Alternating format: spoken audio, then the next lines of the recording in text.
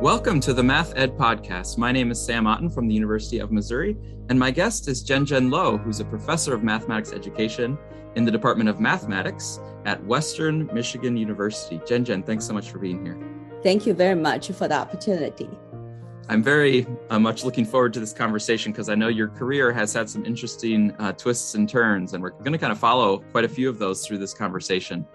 But you have a background in mathematics and your work is in mathematics education.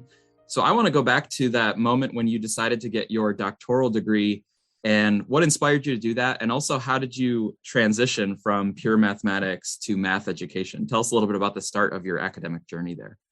When I was in college in the mid-1980s, there were three main paths for a person who had an undergraduate degree in pure mathematics.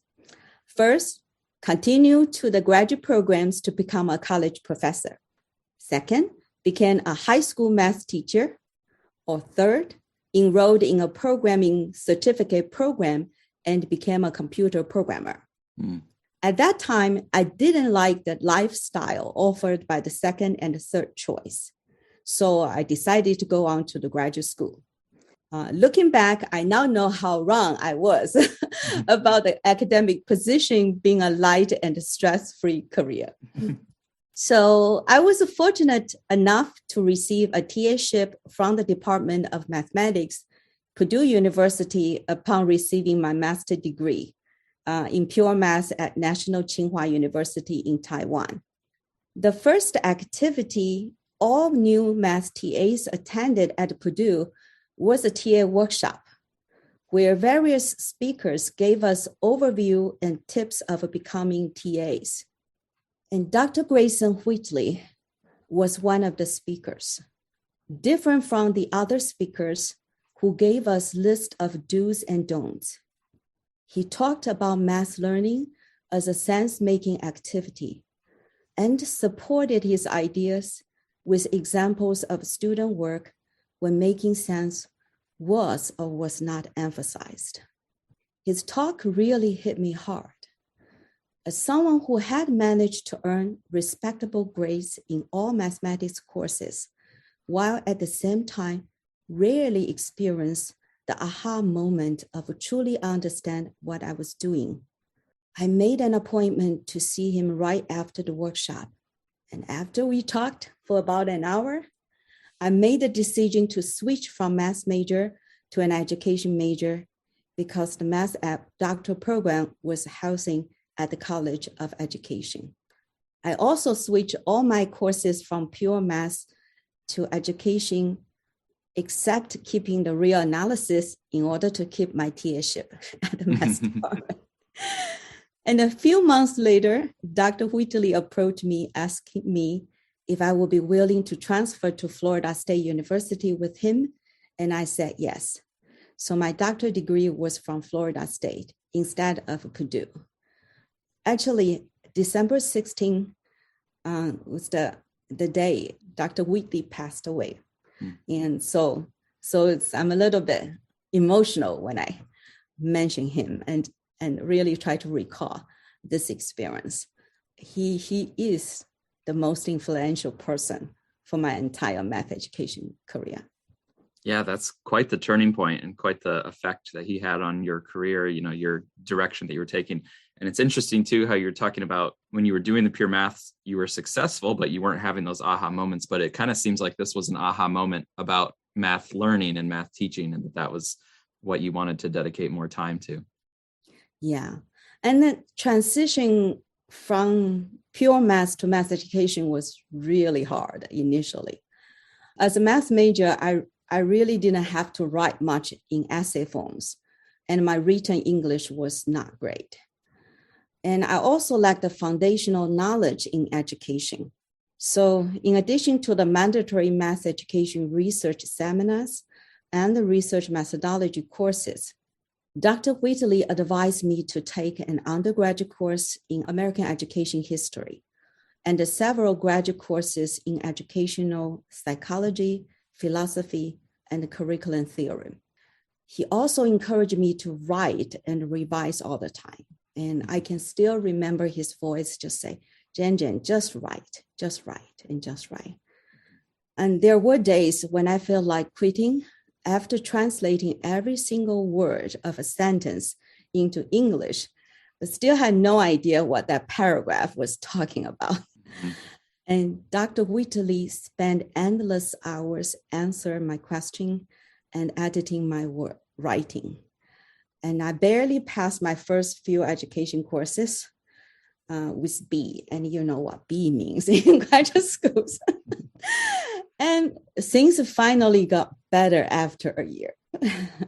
So probably quite a bit of your writing that you had to do was on your dissertation. I wonder if you just might say quickly what the topic of your dissertation was. Yes, the title of my dissertation was Student Participation and the Learning Opportunity in Grade 3 Mathematics Classes. And the data came from my work as a research assistant in the Purdue project, directed by Drs. Paul Cobb, Erna Yackel, Terry Wood, and Dr. Grayson Whitley. In that study, I tracked the participation and the learning opportunities of several third grade students over an entire school year when using the curriculum materials and the problem-centered learning instruction model developed by the Purdue project. Mm-hmm. So after your PhD, your career, like I alluded to earlier, you had kind of a winding path, a multifaceted path. I wonder if you could just tell us a little bit about the years after your PhD and what were the ways that you kept your scholarship and your teaching and your passions for those parts of math education. How did you keep those things alive after your PhD? Yeah, after I received my PhD in 1991, and I was offered an assistant professor position at Arizona State University West Campus in Phoenix. It was a great professional experience for me. The campus was still very new at that time. To support faculty scholarship, the library would find us any resources and send us the hard copies to our department mailbox, kind of like the interlibrary loan that is fairly common nowadays. But that was a rare service 30 years ago. In addition, I was able to apply for research funding from both the Tempe campus and the West campus to support my first research project after the dissertation. Nevertheless, I quit after 2 years and moved to Ithaca, New York, because I wanted to have kids at that time and did not want to do this with a long-distance marriage. So I was off the tenure track position for 9 years until Western Michigan University took a chance to offer me an assistant professor position in 2002. From the moment I made up my mind to resign the first tenure track position, I knew I had to find ways to maintain my scholarship and to continue developing my teaching expertise in order to return to a tenure track academic position. To maintain my scholarship, I did a lot of things. First, I participated actively in all the mathematics education related seminars led by Drs. Jared Comfrey and David Henderson at Cornell University.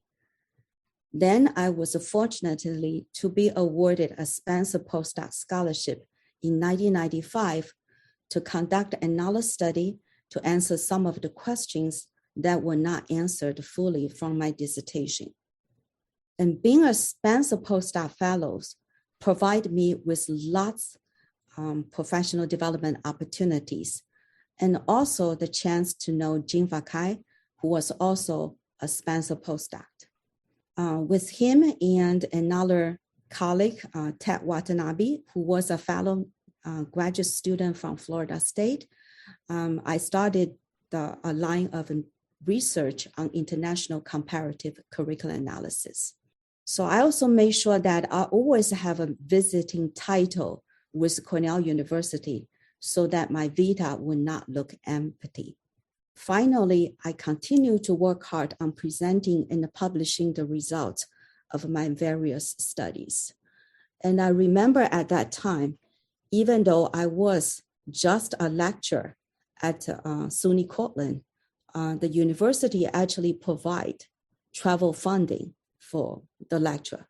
So, and I think there are really a lot of opportunities out there, even though you're not holding a full-time tenure track position.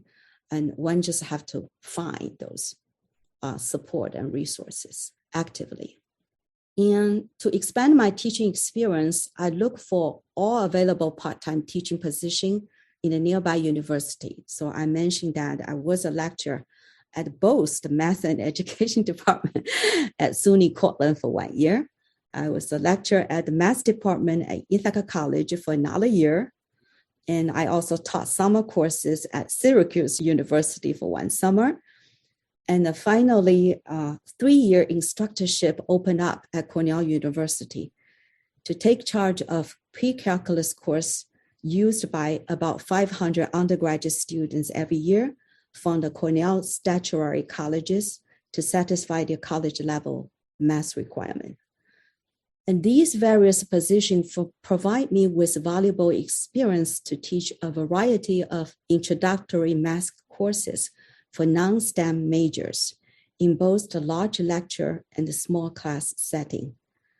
It was challenging to do all this while raising 2 young children, but they all paid off when I looked for a tenure track position again in 2002.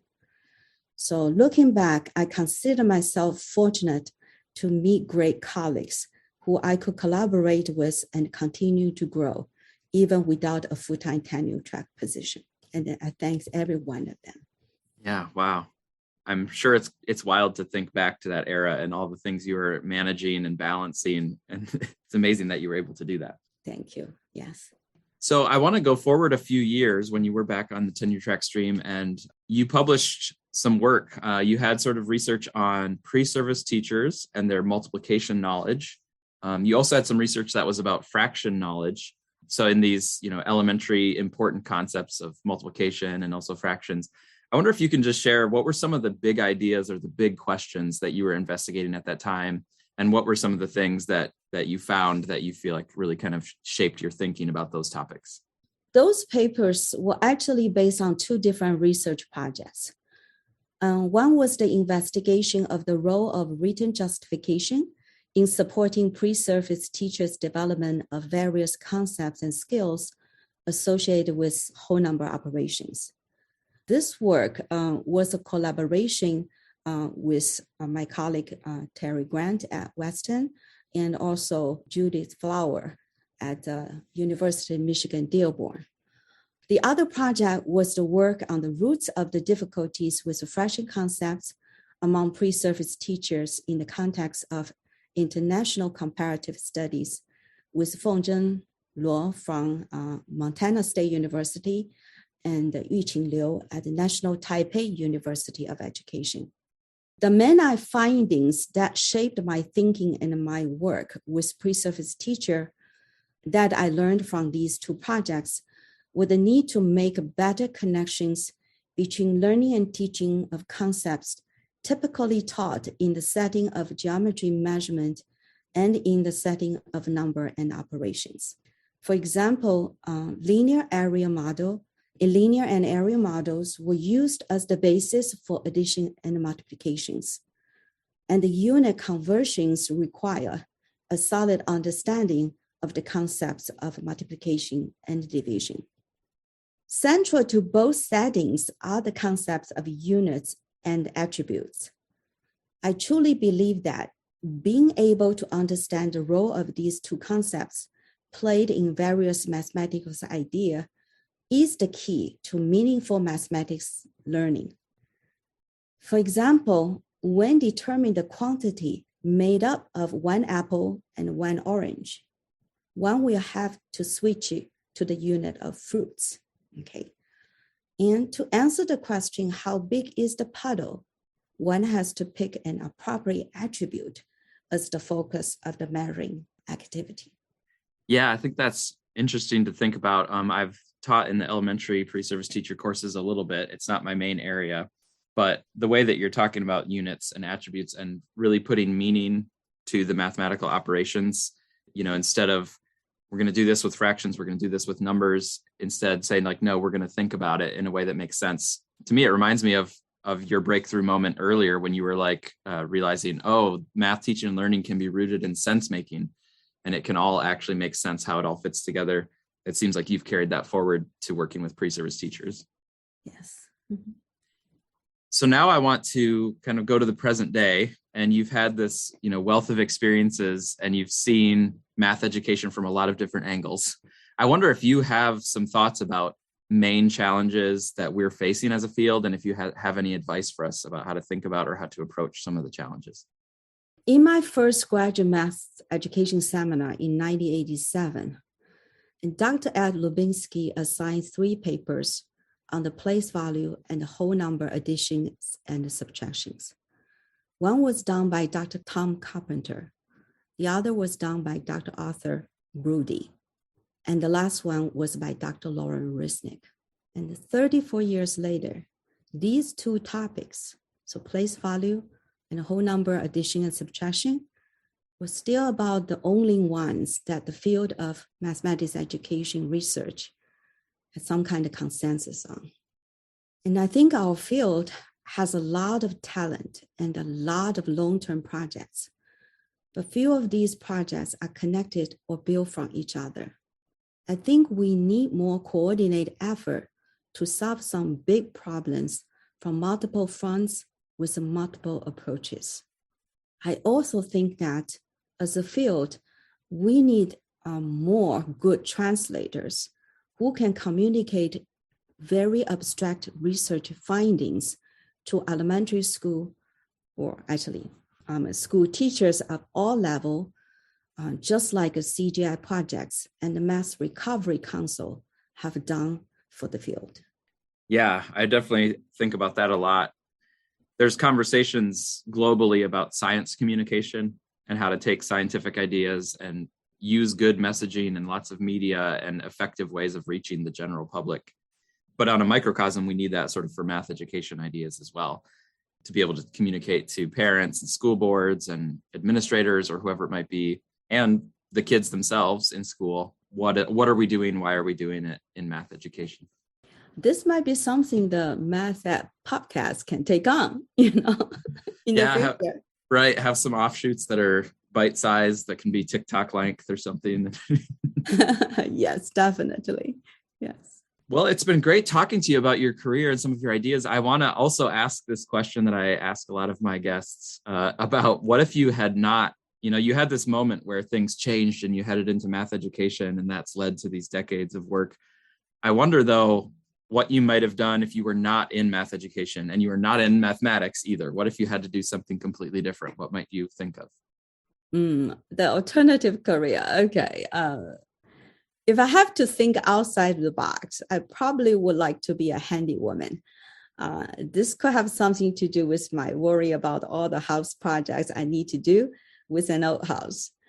I also like the idea of being able to work with my hands and be able to go home and not think much about the job. So you feel like you could go to a site somewhere, do some things, and be able to come home and relax? Yes, I think my only complaint about my academic career and the nature of our job, it's just something with me all the time. I mean, it's like it doesn't stop at night, it doesn't stop at the weekends. Well, I guess it could stop, but you just have to kind of remind yourself you have to stop. Otherwise, you'll be just thinking about the teaching and thinking about the research all the time. Yeah. I also feel like with some, handy projects, some house projects, it also seems like you can identify a problem and solve it within a reasonable amount of time. Like a couple days later, you can be like, that is fixed or that is done.